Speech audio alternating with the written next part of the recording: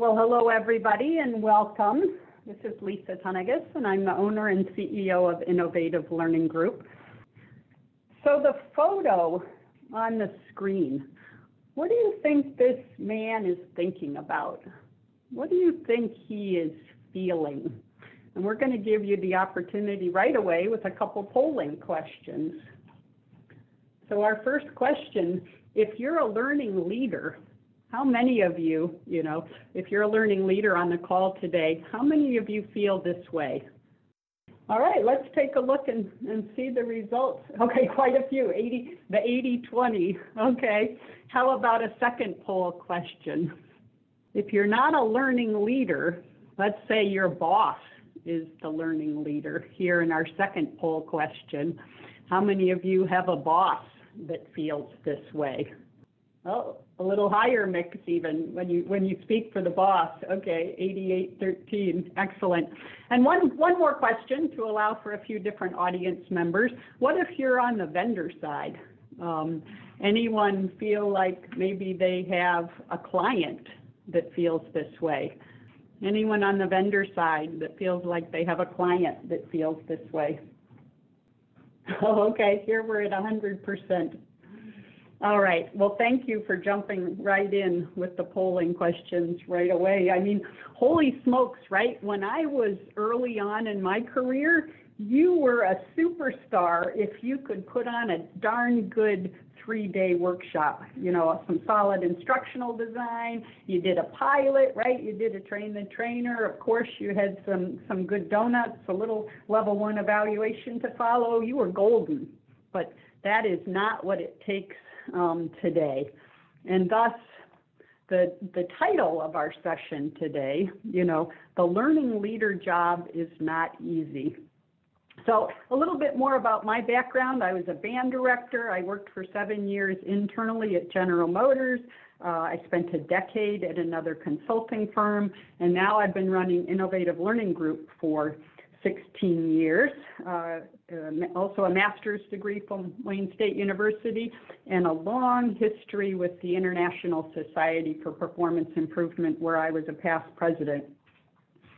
But here at Innovative Learning Group, also just as a little bit of context for today, we're a performance-first learning company. So what we care is, it's not just about training for training's sake. It's about that you see some improved performance and your company reaches its business results. So we get a glimpse into, probably 175 of the world's largest corporations. So we get to see firsthand the challenges that all of you as learning leaders face. We see those complexities of organizations. And for us, we're almost running a business like you're running a business, a learning function within your larger business. So we want to share a few things to set you up for success today and get some impact and maybe even see you all get promoted. Wouldn't that be great? But I have to say, as I was thinking of the title for this, a few other ideas kind of came through my head. How about dumb things that learning leaders do? Or, if you give a darn, you would. So I'm not really one to give rants, and probably our marketing director wouldn't love it if I were out speaking and talking about rants. But I got to tell you, this is a topic today that does have me pretty wound up.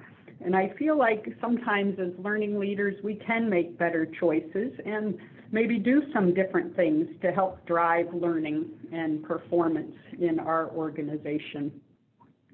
Here's our agenda. And like we said in the write-up, we're going to look at 5 topics that will help you as a learning leader better serve your organization. So we're going to talk about learning strategy, having a robust plan to serve up your learning for your organization. We're going to talk about learning experiences, those rich formal and informal journeys your learners can follow. We're going to talk about learning technology. How do you get those requirements and that infrastructure in place for learning? We also, of course, have to execute learning. It's not enough to just do strategy. And then, like I said, we'll wrap up today with a discussion about marketing. And we're going to complete some more poll questions as we go. And these are really almost an opportunity for you to do some self-assessment about how your function is doing. And of course, we'll see the poll results. So we'll see how all the folks on today's call are doing. So please continue to keep chatting with us, and we'll go ahead and get going. So our first topic, what is a learning strategy? I guess I almost like to start with, what is not a learning strategy? And sometimes it's a semantics thing, but what I don't mean is it's not your plan for doing onboarding, or it's not your plan for doing sales training, okay? This is more, and I think the graphic on the screen gives you a hint, this is that roadmap for organizational development that helps align learning and the learning function along with your company's long-term business goals. So it's really the formal plan for your department. Just like the IT department has an IT strategy and the marketing department has a marketing strategy, of course the learning department ought to have a learning strategy. And this should align with your broader business strategy. So let's take a look at the elements. And I like to think there's 9 elements in the learning strategy. And this is almost the table of contents, if you will. So the deliverable for a learning strategy is simply a report. And I suggest it's in the neighborhood of around 30 pages. This is not something that's just a couple of PowerPoint slides with your philosophy around learning, okay? This needs to be a robust plan. So let's start in and look at these elements.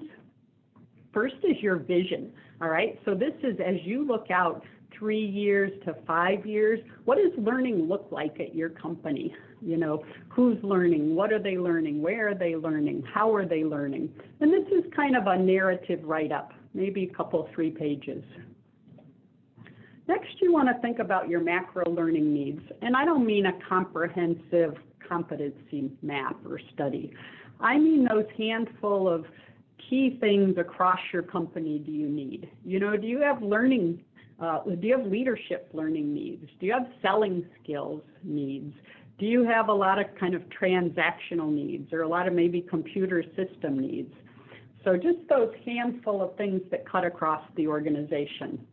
Next is governance, and here I often think of a training council. What's a cross-functional group that will give future direction and guidance to your learning department?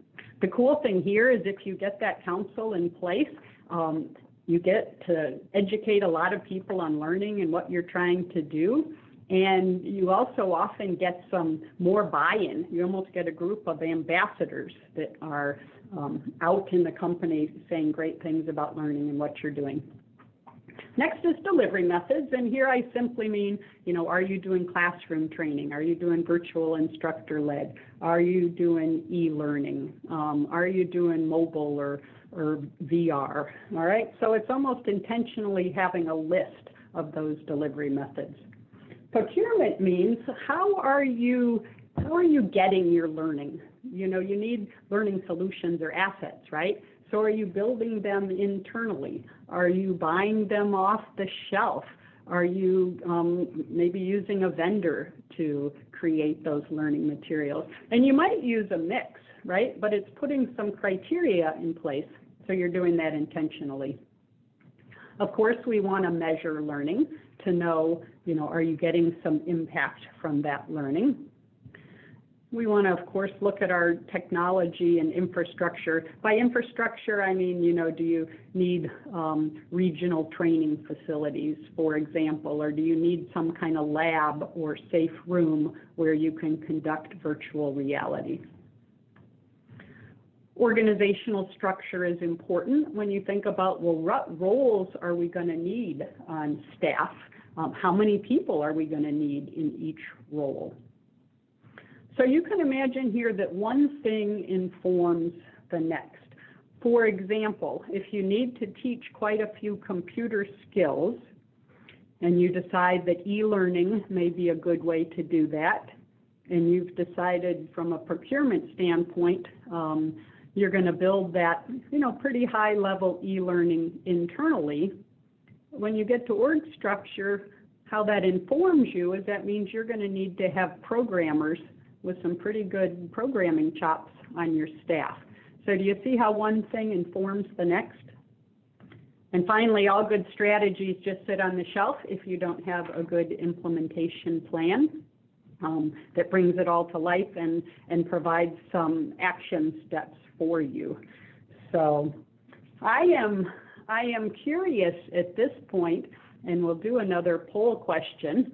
Have you documented 30 plus pages and socialized your learning strategy, including a compelling vision statement and implementation plan? We got a few somewhats, quite a few no's. Let's see, any yeses? Nope, no yeses. All right, let's go on.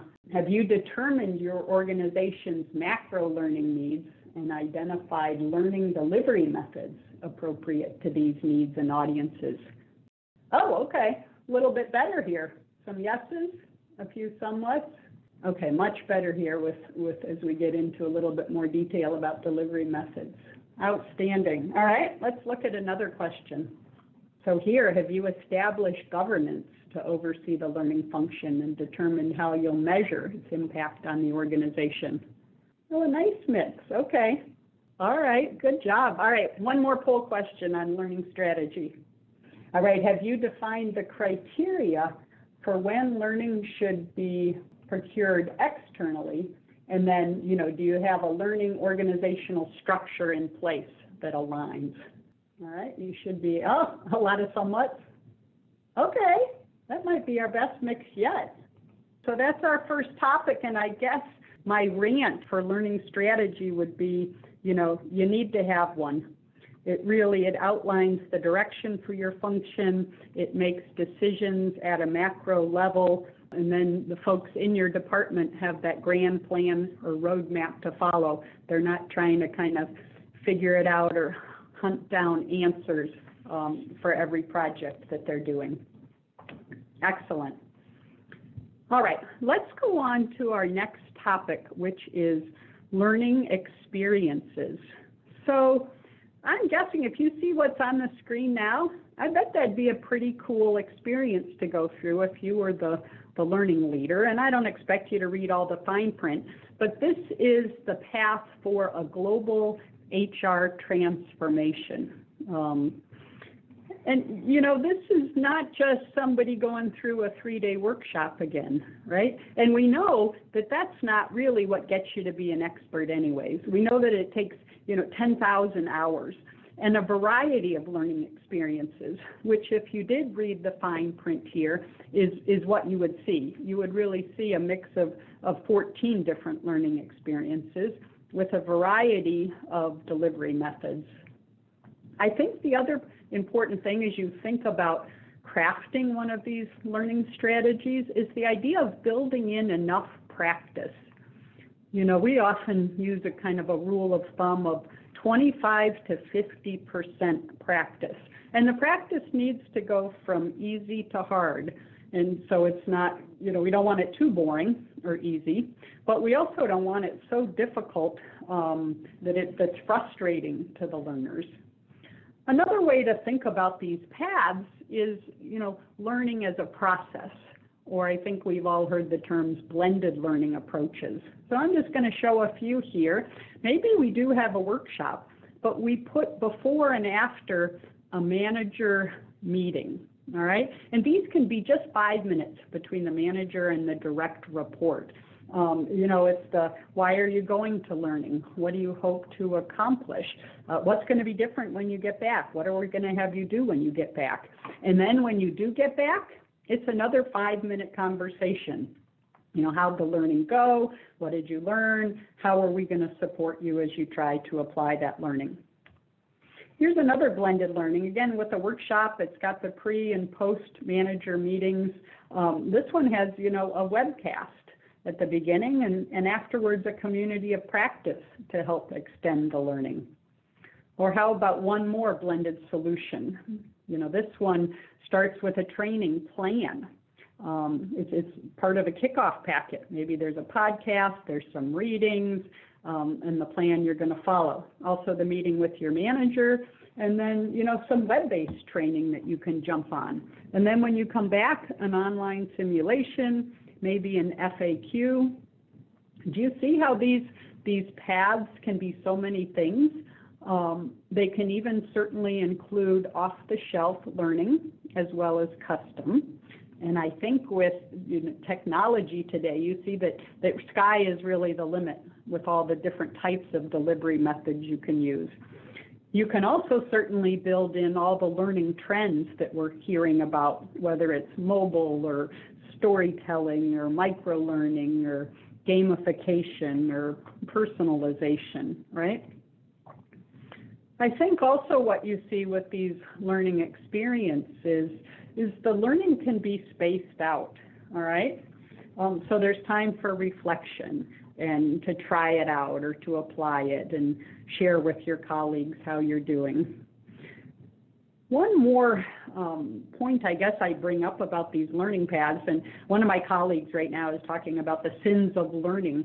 And one of the sins he's talking about now is focusing some learning and some learning resources on those experienced performers, those master performers, not just the newbies, all right? So spend some energy on the master performers as well. And I think this slide does a great job. It's by Mark Rosenberg, who I love, a past president of ISPI. And it talks about, the difference between what novice performers need and what master performers need. So you see here that novice performers need a whole lot of foundational training. But as they, and I guess as novice, more formal training, but less informal training. And then as you get to the master performer, they need less formal training, but more of the informal. So it's almost inverted. So, the message here is make sure you save some energy and resources for those experienced folks as well. What I'm going to show you on the screen now are just a variety of different learning paths, and we're not going to spend a long time on each one, but there's different ways these can look and feel, and you could tie them in with a corporate initiative, you could brand them with a theme. This one is kind of chunked up nicely, getting started, bringing it all together, give it a try, do it, keep going. Here's another one, and again, I don't expect you can read it, but this one spreads out over from 2 months to 4 years. And what you'll see in common about these paths is they prescribe a sequence. They, obviously a title for the course gives you some sense of what it's about. They prescribe a delivery method. That's what you're seeing here in the small print. And they also prescribe a length, all right? And often behind each chunk or box of learning, we have a page of detail, enough that an instructional designer could take it and develop a course. So no shortage of different ways you can put these learning paths together and display them, if you will.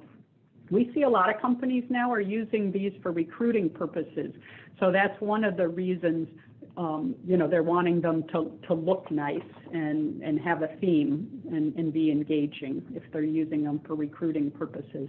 But how do you put these paths together? Where do you start? So I guess there's a couple of things that go through my head. First of all, we're as good instructional designers, we're thinking about our target audience. So who are our learners? And this is where you have, the usual things, age and gender and education and reading level and an experience. But if you look at the faces of all these people on the screen, maybe you're thinking about what's the context in which they operate. What are the frustrations they're having or the challenges they're having? What pain points do they have? How are they working? How are they feeling? So I don't know about your organization, but we see a lot of organizations are using design thinking throughout the company. And so the learning function too is being asked to think about how design thinking can be helpful in the learning department. And so I think this is a key area where you're just trying to crawl inside of those learners, and that's that empathy piece. What are they dealing with? The second thing we need to know, besides our good target audience analysis, is what are our learning and performance objectives? Because it's those learning and performance objectives that drive the delivery method. You know, should it be classroom? Should it be virtual, instructor-led, etc. So this is a great simple graphic that we like to use, and I'll just do a quick overview of it, and you can find certainly more information about it on our website. But the goal here is to get in the acceptable range. All right, so that's our goal. What we do is we plot our learning objective, whether it's awareness level, understanding, or skill. And so what we do then is if we say we have an objective that's awareness level, we're going to slide across to get our cursor, or you could use your finger or pointer, in the acceptable range, and then we're going to go down. And all these delivery methods are ones that make sense for an awareness level learning objective. If our objective level is more skill, then we're going to go across until we get in the acceptable range. And here, if we go down, then you see better options, okay, are going to be classroom or a simulation or, you know, on-the-job training, field coaching. So do you see the difference? Now we've got a couple other quadrants here. Imagine if you did have an awareness level objective, but you flew people all over the globe for 2 weeks of classroom training, right? Well, they'd achieve the objectives, but probably not efficient, way overkill. Well, what if on the flip side, you were trying to teach somebody a skill, say like climbing a utility pole, and you did it with a video? What you see there then is probably not effective. They're not going to achieve those learning objectives. So this is just a simple graphic to kind of check your thinking. If you have such and such learning objective, what's the best delivery method? And even use it internally with your customers. So on our website, you can download both a white paper about this, and we also even have an interactive version that you can drag and drop and move around the screen.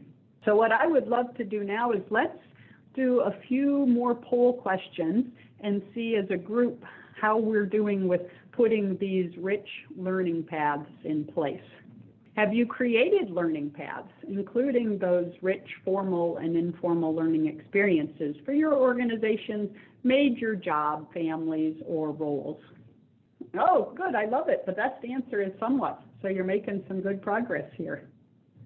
Does your organization think of learning as a process or a journey, not just a one-time event?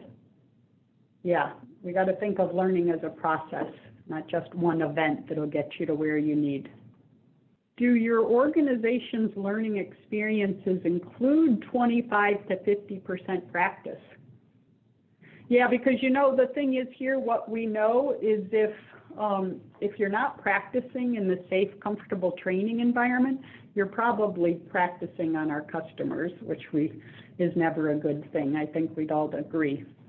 Long story short, you need to have these learning paths mapped out, because it's not enough. You know, we see now that everybody has learning experience platforms, but it's not enough to just say, okay, here's 500 courses, have at it. People are looking for more guidance. They're looking for a little bit of prescription and a path, if you will. All right, we're going to move on to our next section around learning technology, and we're going to start with a poll question here. So here we go to start with learning technology. How many of you on the call today think that you have the technology chops to run a Fortune 500 global learning function? A lot of you acknowledging, yeah, the technology part of what we're doing is tough. Because I believe it is tough, and I believe it's, in this day and age, one of the toughest parts about being a learning leader now is this technology piece.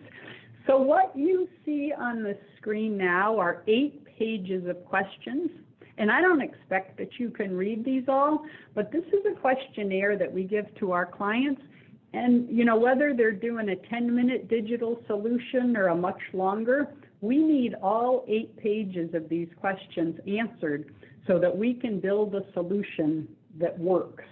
And again, I don't expect you can read it, but if you could, you would see these different kind of headers or sections of the questionnaire. These are things that you need to know more about: hosting and delivery methods, development tools and standards, devices, platform specifications. And again, we want to figure these out at the macro level. So each, at the project level, each team member is not trying to figure out what to do around technology at your organization. But what do you think happens if we don't figure these things out? Well, a few things, I guess. One is you may get your solution built just fine, but what if it takes you 10 times longer and costs 10 times more than it needed to? Or what if you build a solution and the learner goes to use it and it doesn't work at all? They click next and nothing happens. Or, I don't know, this one might be the worst. What if they can kind of use the solution, but they have a really terrible kind of user experience? It's just frustrating. Or worse yet, they go through the whole learning experience, and maybe after an hour they get to the last page and something happens and they get logged off and they end up not getting credit for the course. I'm sure everybody's experienced that. This is a slide by Burson that I love only because on one slide it puts all in one place so many things now that as learning leaders you may have to deal with from a technology standpoint. Look at all these: learning experience platforms, program delivery platforms, micro-learning platforms. Maybe you're doing assessments or trying VR. You need to think about development tools for everything. What about content libraries, LMS and content platforms? Now even more the learning record story, so you can do X API. It's endless. So you're probably thinking, okay, just like with those learning paths, when it comes to technology, where are you starting? So this is where we want to go back to our learning strategy discussion. And if you say, okay, where do I go with technology?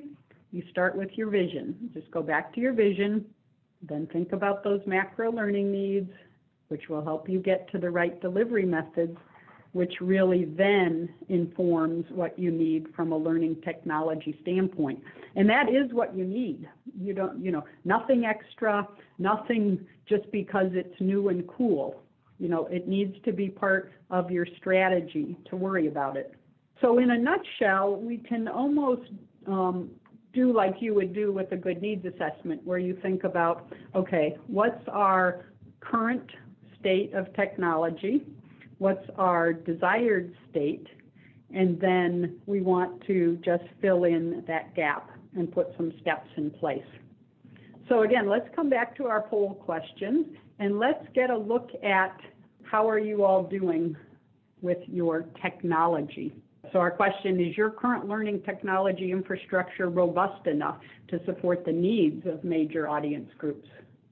A good mix here.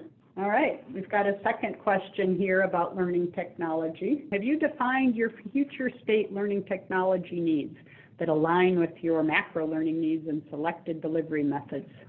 Okay, a lot of people kind of in the middle, a few of you not started. All right, and we've got one more question about technology. Have you identified the gaps and then therefore the steps to fill those gaps between your current and future state learning technology? I think regardless of if you're saying yes or somewhat or no, you're feeling that you're not alone, right? Everybody's in different stages and in the same boat here. But so there's a good question here. I use the term learning record store, and that's really a language. It's a way to write down and code the type of learning experience that you're partaking in, if you will. And it's typically used for informal learning. So for example, did you read an article? Did you have a conversation with your mentor? Did you maybe go to a local professional association meeting? It's a way to have that written down in a language or a code that then can be put into your LMS and tracked. So I hope that was not too geeky and made sense to folks. I guess in wrapping up the learning technology section, there were a couple of great quotes recently in Chief Learning Magazine Officer magazine that said the most pressing challenge L&D leaders face is how to establish and align technology strategy with business goals. And another quote I love, 92% of learning leaders said that their role will require them to increase their technical competencies related to technology in the future. So if you're struggling with this whole learning piece, you are not alone. Our fourth topic today is execution. So, how do we execute learning? And it's great. We talked about the importance of having a great learning strategy and having robust learning paths, but you also have to get some learning built or bought and out to your learners or your workers. You have to do that real strategic work, but you also need to be a factory that can build learning, or work with a vendor anyways that can be like that factory. So I always think that a lot of execution comes down to people. And this is what you'll figure out in the organizational structure section of your learning strategy. But when I look at a lot of learning functions, I got to tell you, I see some goofy things. And you may see the same things. You may do some of these goofy things, so that's okay. It's just my opinion. But I guess a few of them, let's see if you can relate to these. I see these job descriptions where one person is almost doing everything, right? One person is the project manager, the instructional designer, the graphics person, they're using the authoring tool, maybe they're trying to edit. That is a lot of hats to wear for most, for one person. I don't know about you, but I see most people have one or two really strong skill sets, and the other skill sets not so great. So I'm a big fan of, having kind of division of labor and really doing what you're great at. And that's, if you have a department with a few people, several people, a handful of people, 50 people, you can really divide up those skill sets among, what people are doing best. Another, I guess, goofy thing I see is, over time as technology increases, companies are moving from having lots of instructors or trainers to having fewer instructors and trainers. And if you think about it, those are very different jobs to be a trainer versus an instructional designer, right? A trainer is extroverted and likes to be in front of people, and what the instructional designer needs to do deep thinking, be alone at their computer, writing. So that's a hard transition to make. I think they're really different people, so I'd be careful before you move all your trainers to instructional designers. I guess the last one I see is sometimes where project managers and instructional designers are the same people. And what I see there is it's just setting everybody up for task interference. Because again, right, the instructional designers are doing that deep thinking and writing, and then the phone rings, or then somebody IMs them, or then somebody stops by their desk, all with the logistical things like we deal with project management. So again, that's a goofy one. All right, so besides the people part of execution, what's going to be important are having the right processes and standards and tools in place. And again, if you will put these processes and standards and tools in place for the whole department, you won't have individuals trying to figure those out. So here's a look at a process, and again, I don't expect you need to read all this, but it's just one example. And it doesn't really matter to me if you follow ADDIE or Agile or SAM or Llama, no shortage of processes. But what's important is that you take the time as a function to figure these out, and you may need different types of processes. What you see on the screen is a design and development process, but you might have an intake process. You might have a how you work with vendors process, for example. Figure them out and write them down, and then launch them or roll them out and educate the members in your department and even your clients, right? A big thing we do in the start of work meeting is to share these processes. Besides processes, we want to have standards. And what I mean here are, do you have things like, are you going to write 1-part learning objectives or 3-part learning objectives? Will you have 25 to 50% practice? Are you going to use a specific version of a software? Are you going to say that file sizes should be no bigger than X so they play well across your network, for example? So again, if you take the time to figure these out and write them down, your team then can all follow them. These are also things, if you do work with vendors, you can just hand the vendor the packet of standards, and then the vendor knows what's expected. And then our last thing that's important here are tools. Now, when I say tools, I mean here certainly things like authoring software, but maybe a design document template, for example, maybe a pilot observation checklist, maybe a first draft review checklist, and on and on. Because if you create these tools or checklists or agendas, a couple things. Number one, some of the work is already done. And another thing is you have embedded best practices in these set of tools. A bonus, I guess, that you can do then is you can put all this online. So imagine if you take that process and make it digital, and then what you do is attach at the right phase of your process, you actually attach these standards and tools. So people can almost say you get to design. You click open that phase online, you click the link for a design document, it opens up in Word, and you can do a save as and start to create your design document. That way everybody in your function all over the world could be using that same process and tools and standards and be able to easily access them and start working. So I'm curious, let's do a couple more poll questions here and see if you feel you're doing some of these things around from an execution standpoint. Have you documented and implemented your key learning processes, including steps and roles and responsibilities? All right, we're getting some yeses. Love to see that. And also a number of people making a good start at it. Fantastic.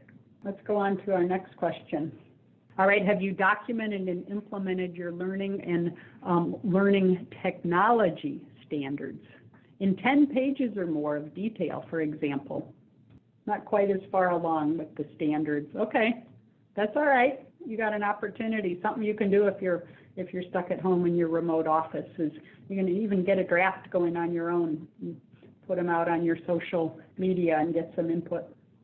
All right, we have one last question around execution. I'm curious about, have you created and implemented a set of tools, for example, design document template or maybe evaluation items that align with your process and standards? How are we doing on this one? About the same, few more yeses.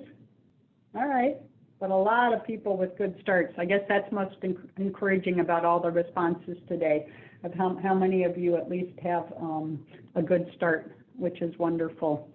So I guess my rant here for execution is, you got to get something done. You got to execute. It's not just enough to talk about what cool learning might look like. So finally today, let's talk about marketing your learning function.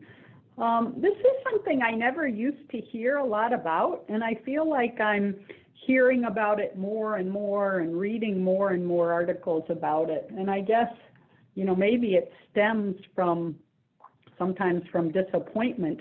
Have you ever had this experience or, heard a story that, you spent months creating some learning and you put it out there and 3 months later, nobody had taken it?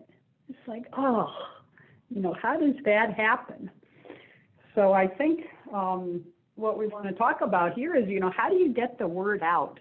So like I said, a few years back, I did a pachachka, which is basically 20 slides, 20 seconds on each slide. So we'll send you a link to that so you can watch that. It's turned into a self-running video. But what we'll do here today on the webinar is talk about, how do you do that? And what are you sharing? First of all, when I say how, I mean, are you doing a newsletter? Are you doing something on social media, for example? And when I say what, I mean, what are you sharing? Are you sharing maybe course offerings? Are you sharing, you got a new person in the learning department and what their skills are? So let's do the first one first. What are the hows? How are you going to get the word out? What are different almost like delivery methods or media you think you can use to get the word out about what the great things you're doing in your learning function? I gave you a couple: newsletters, yep, social media, Facebook, yep, a good example of social media if you're not blocked internally. Conferences, Slack, yep, email, Udemy, your website. Oh, somebody uses the calendar function. I love that. Having a welcoming environment, sure, people can stop by. So many ideas here. Somebody has an app. I would love to learn more about that. People have intranet sites. Yep, maybe that's like a portal where you can place announcements. An external hub, okay. A few more ideas we've talked about are, what about having a town hall meeting where some of the executives or your learning leader kind of does some promotion of learning? What if you have a learning expo where people, if you're kind of in the same location, where people can stop by and visit and see some of the cool work or examples of the key work? What if you are like ambassadors and you go out to various department meetings? You go to the engineering department meeting or you go to the marketing department meeting so you can share what you're doing. Somebody says they're having a town hall scheduled. I love it. Way to go, Michael. What about placemats? What about things that are up in the elevators? What about, posters? What about when you're in one learning offering, you start promoting what the next learning offering is? So certainly, what if your CLO is out kind of promoting, everywhere he or she goes, your CLO is almost like a kind of the marketing person or the salesperson, right? Somebody is saying we have department leads that are embedded in each department who work for L&D. I love that. I love that organizational structure, and they can either, you can do it both ways, from either a hard line reporting structure or a dotted line reporting structure.